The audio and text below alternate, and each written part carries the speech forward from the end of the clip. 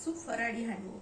જો એકલા બટેકા અને બધું શરીરને માફક ના આવતું હોય તો આપણે દૂધી, ગાજર, બટેટું બધાનો ઉપયોગ કરી અને એક સરસ મજાનો હેલ્ધી રેસીપી એવો હાંડવો આપણે બનાવશું। અને જે આપણે પેનમાં પણ બનાવશું અને માઇક્રોવેવમાં પણ બનાવશું કે જો પેનમાં ઉઠલાવતા ના ફાવે તો માઇક્રોવેવમાં પણ ઇઝીલી હાંડવો બની જાય છે। તો ચાલો આજે આપણે બનાવશું ફરાળી હાંડવો અને તમે મારી ચેનલને સબસ્ક્રાઈબ કરજો અને અવનવા વિડીયો જોવા માટે તમે બેલ આઇકન દબાવજો અને લાઈક કરજો અને શેર કરજો। આજે આપણે ઇન્ગ્રેડિયન્ટ્સ જોઈ લઈશું। આ છે મોરૈયો, જેને સાંબો પણ કહો છો, આ છે સાબુદાણા, આ છે દહીં એક વાડકીથી થોડાક ઓછા એવા સિંગદાણા છે, જીરું છે, ચપટી ખાંડ છે, 1 ચમચી મીઠું છે, મેં ધાણા સમારી લીધા છે ધોઈને, આ મરચું, હળદર, આ સોડા છે, તેલ છે, એક દૂધી લીધી છે, એક નાનું ગાજર લીધું છે, એક બટેટું અને આદુ મરચાં। હવે આપણે આ મોરૈયો છે એ આપણે મિક્સર જારમાં લઈ લઈશું અને આ જે વાડકી આપણે સેટ કરી હોય એની જ આપણે 5 વાડકી જેટલા જ આપણે સાબુદાણા લેવાના છે। તો સાબુદાણા પણ આપણે એમાં એડ કરી દઈશું અને આપણે મિક્સર જારમાં દરદરું પીસી લઈશું। હવે એક બાઉલમાં આપણે મોરૈયો અને સાબુદાણા ક્રશ કરીને લઈ લીધા છે અને સિંગદાણા પણ આપણે વાટીને ક્રશ કરીને બાઉલમાં આપણે નાખી દઈશું। ત્યારબાદ આપણે પીલરની મદદથી દૂધીને અને ગાજરને છોલી અને આપણે છીણી લઈશું। છીણી છે, ગાજર છીણાઈ ગયું છે, બટેકું છીણાઈ ગયું છે। હવે આપણે બેટર તૈયાર કરીશું। તો સૌથી પહેલાં એની અંદર આપણે 1 વાટકી દહીં નાખી દઈશું। બાદ એમાં આ 1 ચમચી જેટલી ખાંડ છે, મેં આદુ મરચાંની પેસ્ટ કરી લીધી છે તો આદુ મરચાંની આપણે પેસ્ટ નાખીશું। આ મીઠું નાખ્યું છે 1 ચમચી, આપ સ્વાદ પ્રમાણે નાખી શકો છો। આની 1 ચમચી હળદર છે અને તીખાશ જે પ્રમાણે આપણે જોતી હોય કે આદુ મરચાંની પેસ્ટ આપણે નાખી છે તો એ પ્રમાણે આપણે થોડુંક એવું લાલ મરચું નાખીશું। શાકભાજી આપણે બધા નાખી દઈશું અને આ લીલા ધાણા આપણે એડ કરી દઈશું। આ બધું એને સરસ રીતે મિક્સ કરશું। આપણે બેટર બનાવવામાં આ 1/4 કપ પાણી નાખ્યું છે અંદર। હવે આને ઢાંકી અને અડધી કલાક માટે આપણે રહેવા દઈશું। ત્યાર પછી જો આપણે જરૂર પડશે પાણીનો તો આપણે થોડો ઉપયોગ કરશું, કારણ કે આમાં દૂધી છે તો દૂધી પણ આપણને પાણી છૂટું રાખે છે, એટલા માટે થોડી વાર આપણે એને ઢાંકી દઈશું। હવે અડધી કલાક થઈ ગઈ છે તો આપણું બેટર જોઈ લઈએ। તો જો દૂધીનું પાણી છૂટી અને આપણું બેટર હતું એના કરતાં થોડુંક ઢીલું થઈ ગયું છે, પણ આમાં હજી ફરીથી આપણે 2 ચમચી જેટલું પાણી એમાં એડ કરી દઈશું અને ત્યારબાદ આપણે હવે વઘાર રેડી કરશું।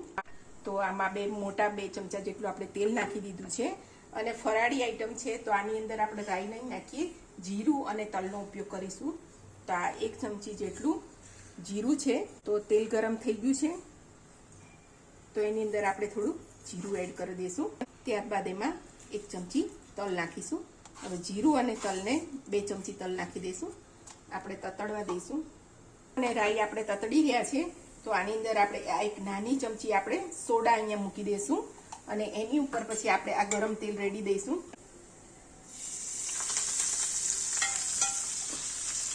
અને બેટરને એકદમ હલાવી દઈશું। ગરમ તેલ સોડા ઉપર રેડવાથી સરસ મજાનો આપણો હાંડવો ફૂલે છે। તો આપણે બેટરને એકદમ સરસ હલાવી લઈશું।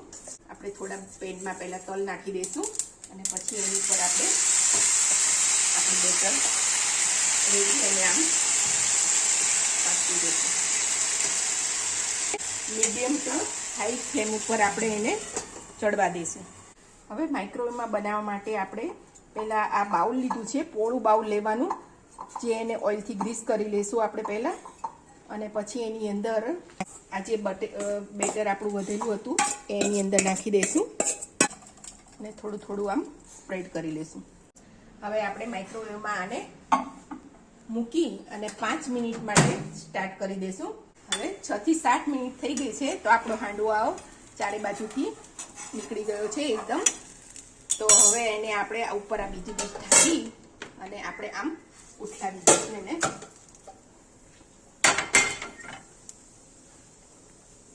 અને ફરીથી હળવે હાથે એને પાછો પેનમાં ઢાળી દઈશું। ફરીથી પાછો આપણે એને ઉઠાવી દીધો છે અને ફરીથી પાછો 5 મિનિટ આપણે એને ચડવા દઈશું।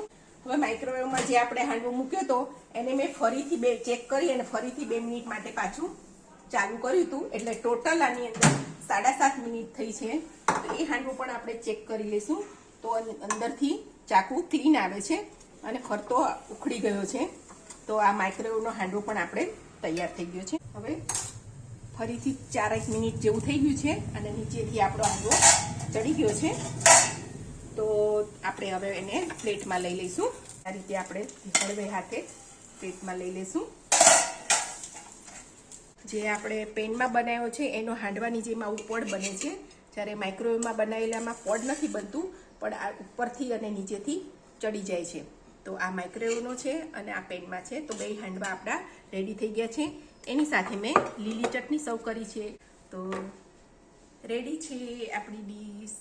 તો તમે લાઈક કરજો, સબસ્ક્રાઈબ કરજો અને મારી ચેનલને શેર કરજો.